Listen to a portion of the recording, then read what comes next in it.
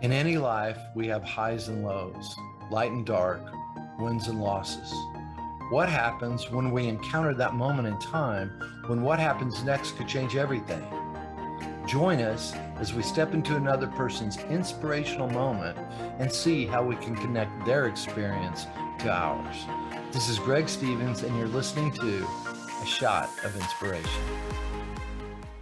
Welcome, friends. Glad to have you on another episode of A Shot of Inspiration. My guest this week is a special guest, particularly because since I've started the podcast, I've known everyone pretty well, have a history of the people I've had on, but Melanie is the first person that I've just recently met, and her story was inspiring. I wanted her to come on and talk about it. This is Melanie Gomez. And Melanie, why don't you tell the audience a little about yourself? Sure. Thank you, Greg. Melanie Gomez. I am coming to you from Chicago, Illinois, but I'm actually a born and raised Floridian, just relocated to Chicago a few months ago. And I am currently a talent development manager with Danaher. So I work with a lot of leadership training and development programs for all of our associates all over the world. Great. Well, and I met Melanie because I was teaching a train the trainer for Crucial Conversations, and she was a participant. And she told me a little about her story, and I was like, we need to have you on. She was gracious enough to come on today. So, Melanie, we're not really here to talk about your current job as a talent manager. What we're here to talk about is your journey around what you do outside of this with your sons, and just kind of walk people through your life and your story about what you told me. Sure, absolutely. And that is, you're right, that's my inspirational kind of pivot point that guides and informs everything I do at work professionally and in my free time, which is advocating for and counseling with parents of special needs children, particularly moms. I have an ongoing blog and resources for moms with kids who have received a diagnosis of any kinds of special needs, developmental, physical, whatever it is. And so I came to that place through receiving a diagnosis for my own child, my second born son, Nicholas. My first was 3, our second was born. And within a few months, within a few weeks, really, I noticed things were different developmentally between the 2 babies, but I kept getting sent home because you're not supposed to compare babies. But within a few months, actually, we had gone through this long list of specialists and tests and diagnoses and things and received a genetic disorder that he has. It's very uncommon. It doesn't even have a name. It's chromosome 8p duplication deletion. There's not a lot of cases in the world at the time. There were 5 cases they could tell us about. And currently we know of close to 100. So that was sort of a moment, a turning point for me, was going from a typical wife and typical mom and typical life and typical job and all of the things that were very normal and very just like all my peers, right? You're in a group of friends and then you all start having kids and then you all go to soccer games and you all do all these things. That was the moment when all of that changed for me. And I had to really come to grips with a lot of things in myself and then just around me. Well, let me ask you, can you describe what the genetic disorder is and how it shows? Sure. Yeah, I can tell you that when we got the diagnosis, they gave me a piece of paper with 5 cases. And of those, none of the 5 were able to speak. So absent speech was part of it. Profound intellectual disability was part of it. They actually used a term that we don't use anymore. And then also physical disabilities, physical delays. Some were ambulatory, some were not. Fully dependent prognosis is what we received. There were also some potential kidney problems, heart problems, all different, a wide variety of issues that were to come with this little 6-month-old baby that I was holding. Wow, that must have been so overwhelming. What was one of the things, let me ask you, your marriage, what was that like? Because I know, some of those things can make it stronger. Some of those can really, really test it. So if you don't mind. Yeah, absolutely. Because also it just, I think we process things differently. And so I know my husband and I both were at that appointment. We both got in our separate cars because we had come from work and kind of went our separate ways, and we both processed it very differently. For me, my actual first phone call was to my pastors at my church, because I found myself immediately in a moment of crisis with my faith, because this wasn't supposed to happen.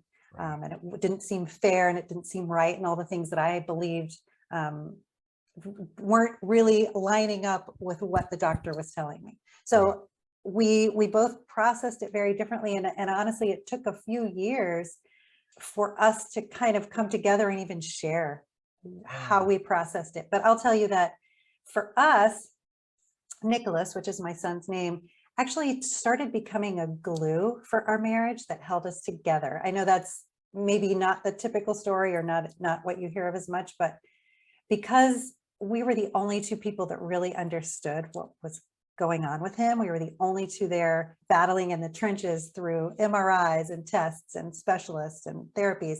It sort of galvanized us together in our partnership. That's amazing. Now, how old is Nicholas now? Nicholas is just turned 22 years old. Wow, that's amazing. So Yeah. I haven't, hopefully you were able to upload any pictures or things like that. Would love to see some of those for sure as we put this out there. But now tell me about the relationship. Well, tell me about the whole process when you found out. What did you start doing right away? I know you went to your minister, you probably opened yourself up to a community there for some type of support. But walk me through kind of how the family handled it. Yeah, well, it's interesting you say that, because that's a logical response, but I actually didn't open myself up to a community for support. I did not go through all of the details with anyone in the family. I really just closed off and determined to figure this out by myself and figure out a way that Nicholas could get better. Okay. And I really just sort of found myself silo for a few years until I came across, I guess, some support groups or resources that were able to reach me and work with me on, I think the biggest challenge I had was just shifting my perspective. Once I was able to shift my perspective from I need Nicholas to get better and not be like this anymore to this is Nicholas. How do I be the best mom? How do we make this a win instead of looking back at what I was missing? That sort of shift enabled me to open myself up then a few years down the road to some community building, working with other moms, to start seeing, as I'm sitting in a waiting room with 5 other moms who are there for physical therapy, I saw them in their little silos, and I started to sort of recognize what was going on in me, I think just by seeing it reflected in other people. Yeah, yeah. Well, you said you had an older son. What's his name? His name is Benjamin. Benjamin. So talk to me about Benjamin, because I've also found when I've had friends who've had crisis like this in the family, sometimes the other child feels left out, or a lot of things can happen. Walk me through kind of his journey with the family. Benjamin at the time was 3, so they're 3 years apart. And so for quite a while, he wasn't aware necessarily of anything wrong or different with the baby until he, I guess, got old enough to be a toddler, but he didn't toddle, or to be a certain age and he didn't speak. Now, at the same time, because I had, up until that moment of having Nicholas, I was a full-time in a career, actually in tourism industry. I've switched industries since, but once the therapies and specialists and treatments got so heavy, I stopped working outside the home.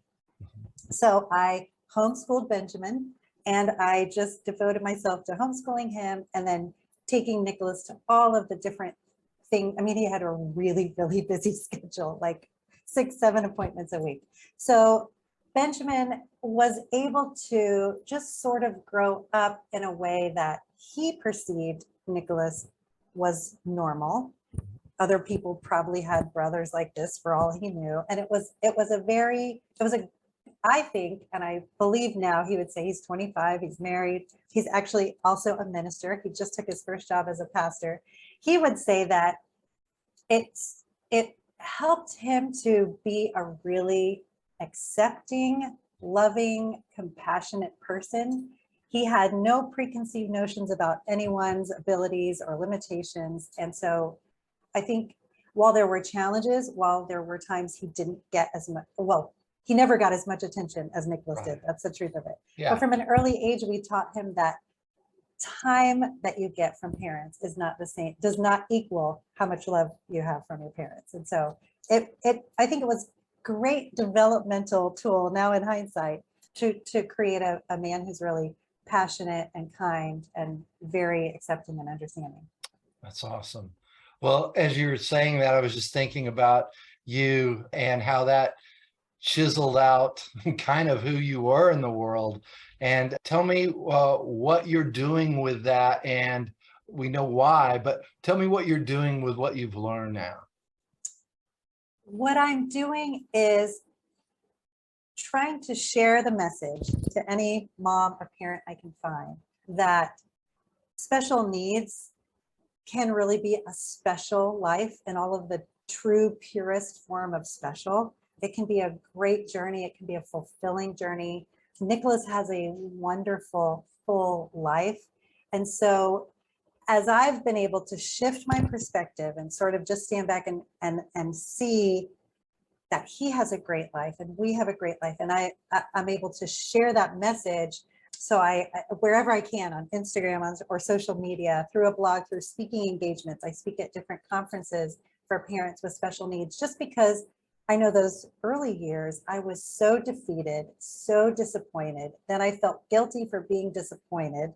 There was such a cycle there that once I was able to break that and see all of the great things that came in this package of little 8P duplication and deletion, that's really my passion, is anytime I can sharing that side of the story, sharing that for every challenge we went through, there was a buried treasure inside of it that really we were able to benefit and be blessed by. And even little things like you mentioned, our son, Ben, created an extraordinary man. People ask me all the time, oh, how did you parent him? How did you raise him? And I'm like, well, first get yourself a kid with a disability. And then, I mean, that's truly part of his story and his journey, but it's just been so wonderful. I think that's my passion, is sharing that wherever I can, particularly Absolutely. for parents or people going through something that they might perceive is a negative. I told you my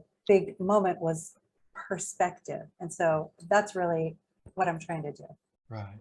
Well, I love that you're trying to be a support for others, even though you kind of pushed away support at the beginning, it sounds like. Yeah. But it really seems to clicked into your passion. So tell me about the devotional you wrote for special needs. I want to hear about Yeah. that. And also, how can people get that? We can put it but I'd like you to be able to verbalize it so people can reach out as well.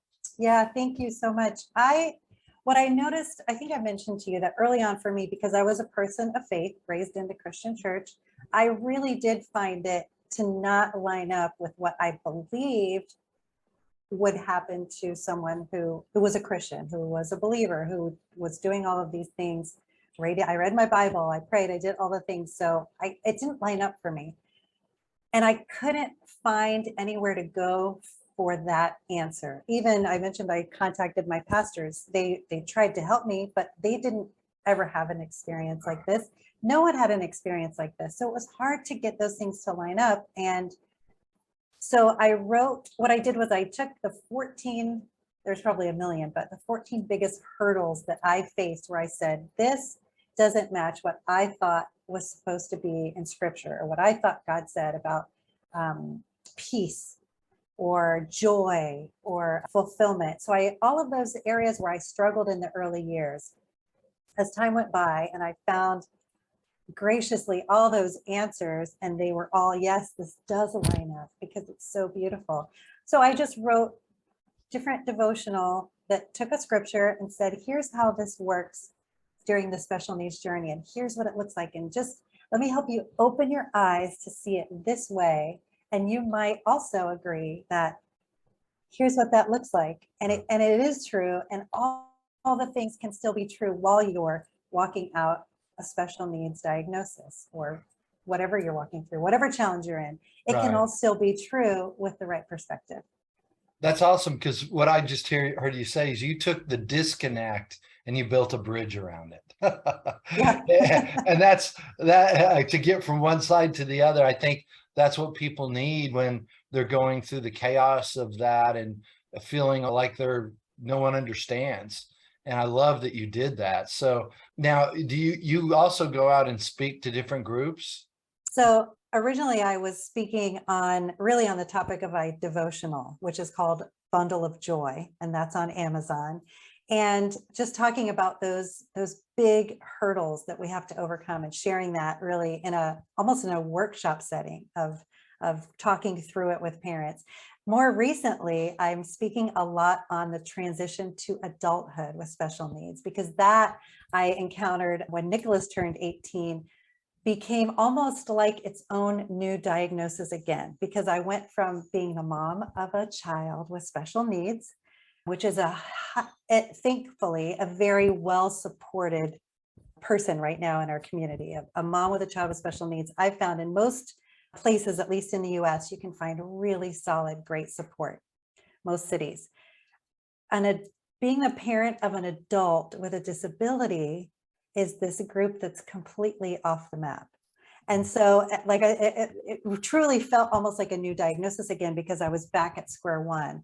And so I've really now, a lot of the times that I'm asked to speak or share with groups, it's on this transition to adulthood, not so much the logistics of it, because it's different in every state and every municipality. I can't even begin to tell you where on earth to begin where you live.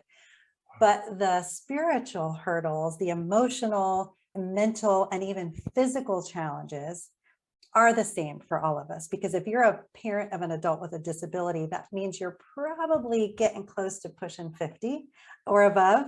And Right. so it probably means you're at a different place career-wise, financially, emotionally. You may have aging parents that need care.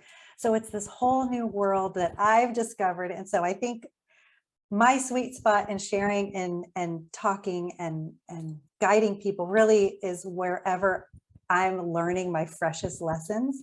And so Right. right now, a lot of what I do is around adults with disabilities and being a parent. Yeah. Well, let me ask you, what would you want to tell someone just offhand who's right where you started? Maybe someone out there it's new, it's fresh, or maybe in the trenches that it's right in the middle of, they've been dealing with it for years. What message would you want to give someone to give them hope? I would say, first, I would just say lean into where you're at and what you're working with. Whatever diagnosis is, whatever the challenge is, lean into that and know that you can find peace, joy, fulfillment, contentment while you're going through whatever the challenge is. You really can. For me, it was based on what I found in the Bible. I'm a Christian, so I believe that what the Bible says can be true for me, even if I'm in this challenge. So I would say lean into your faith. If you don't have one, find one. Lean into whatever circumstance you're in. And I believe you can start to uncover, call it buried treasure, uncover that buried treasure, find those nuggets that are really so special and unique. And I believe their value is even greater because they're hidden away. And so it's hard because your eyes are on all the challenges and all the negativity and all the doctor reports and all of these things. It's hard to be able to have the presence of mind to go, hold on, let me step back. Let me just be present in this, lean into this, find the beauty where there's beauty. And really that's my encouragement. And that's where you'll find the hope. And that's where you'll find all of those things. Well, when I talk to you, and I noticed that in the class, you have a light about you. You have a something you have to say. It's important. And I think what you're just saying is, I think you found that in yourself. How long did it take you to find that? because I know there was probably battles and days that you're just like, how can I stand one more day and make it? And then all of a sudden, was it an instant or was it a series of breakthroughs? What was that like for you? It was definitely not an instant. It Okay. was a slow progression of me. I'll tell you what, I had expressed at one point, I did vent some frustration with someone. Nicholas was maybe 2 or so, and I was taking a class to become a counselor for young women. And so I just vented a frustration to my teacher, who was a very high level counselor, right? So all of a sudden, I didn't realize it, but all of a sudden I got into a counseling session. And he said, let me tell you this story about my friends. I went to dinner with some friends the other night, and they have a daughter with Down syndrome, and she's in her 20s. And you know what they said to me was, if we could go back and do it all again and change our daughter, we wouldn't change a thing. That conversation that I had with him, Nicholas was about 2, that stuck and bothered me so much, because I thought, what parent would ever say, yes, I want my child to struggle. Yes, I want my child to have a challenge. And I thought, I would never say that. I would never feel that way. If I could go back again, do it all over, I wouldn't. And so that day, I remember I said a prayer, sort of an angry prayer, but I said, God, if you want me to have that attitude, you've got a lot of work to do. But if that's the right attitude to have, which I was sure it wasn't, if that's the right attitude to have, go ahead and start changing me. And I will say, from that moment forward, I started to slowly but surely understand that family's perspective. I started to see, gosh, but I wouldn't want to change this. I wouldn't want to change, for example, that it was a galvanizer for my marriage. I wouldn't change that. What if I didn't have that? There were times, I will say, over 22 years, that's the only thing that kept me committed to fighting through something. I wouldn't want to change what it did for my son. I wouldn't want to change what it did for Nicholas's grandparents. It completely changed them. People in the community would come up to me and say what Nicholas meant to them. So as time went by, I realized I wouldn't want to change that. I wouldn't want to change any of those things. And it's all one package. You don't get to pick and choose. You know, if you're going on a journey from A to B, and there's a route that takes you through some really pretty places, but also some tough places, if you don't take that route, you miss them both, right? So I think it was a slow, gradual progression for me, I would say, over the next couple of years, so that by the time Nicholas was, actually, he was 13 when I wrote my first blog post. So I think it was 13 years when I felt like I was completely, my perspective had completely been transformed. And now I had this burning passion to help other moms get there in less than 13 years. I want you to take fewer, it might take a little while, but I'd like for you to take less than 13 years. And so I think that's when I fully was ready to go out and just start sharing it.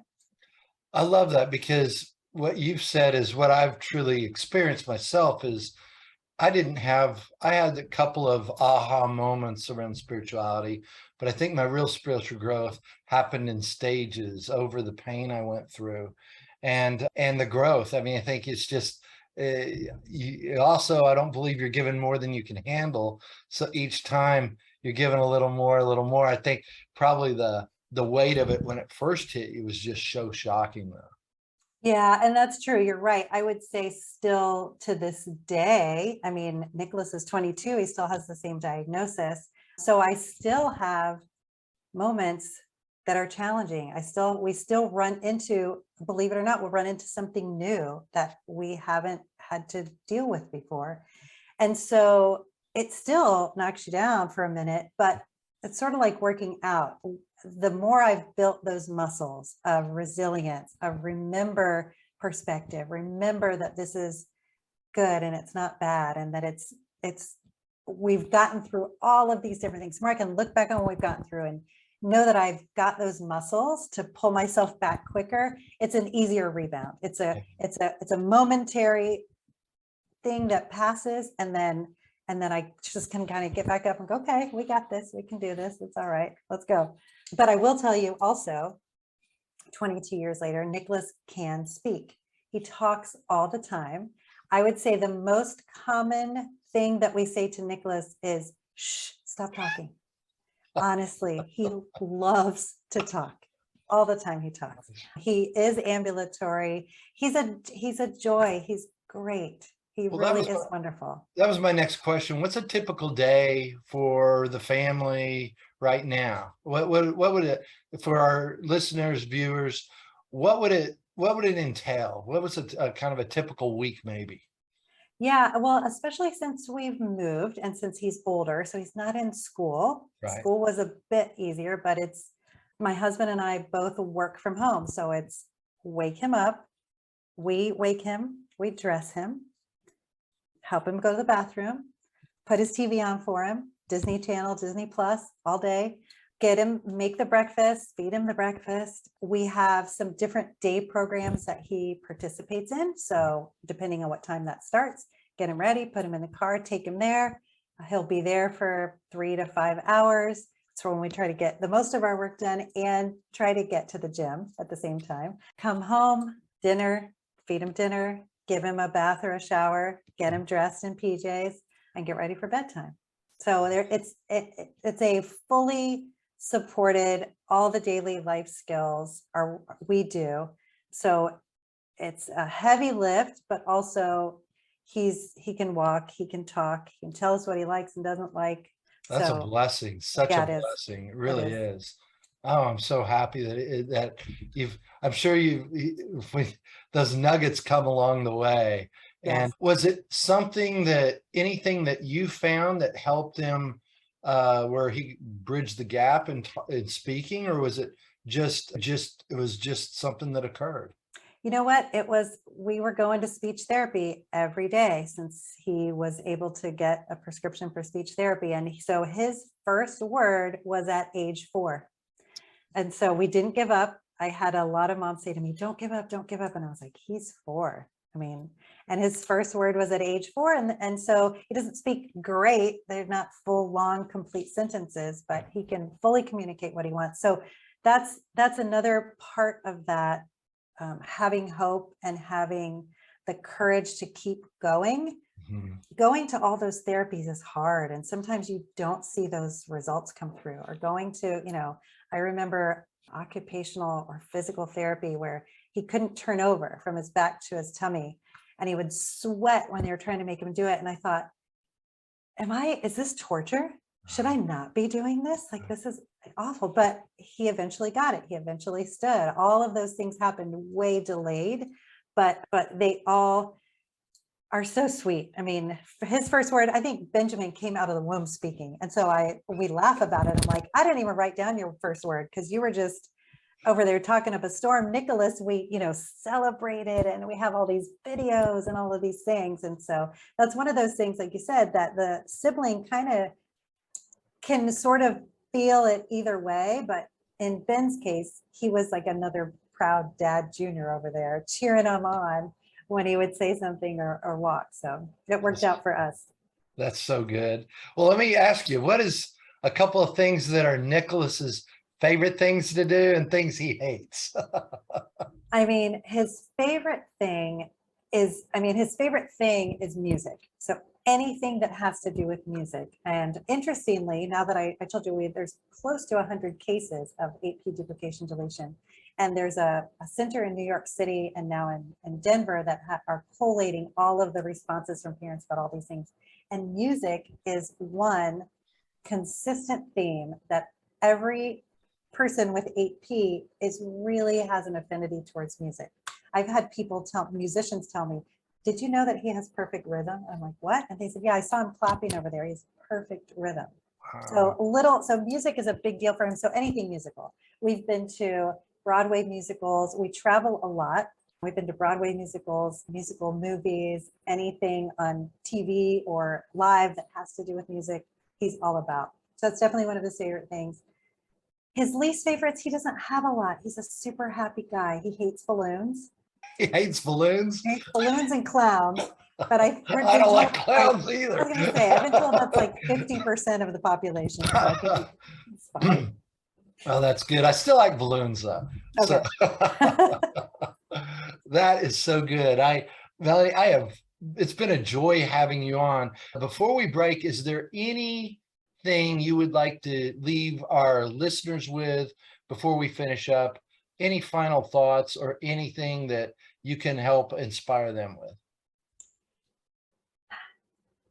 I mean, that's a big question, but I'm It going to is. say that you know what? Perspective in life is everything. And that's so cliche, but I just want to encourage people to reevaluate the perspective they're using when they're looking at their circumstances, whatever it is.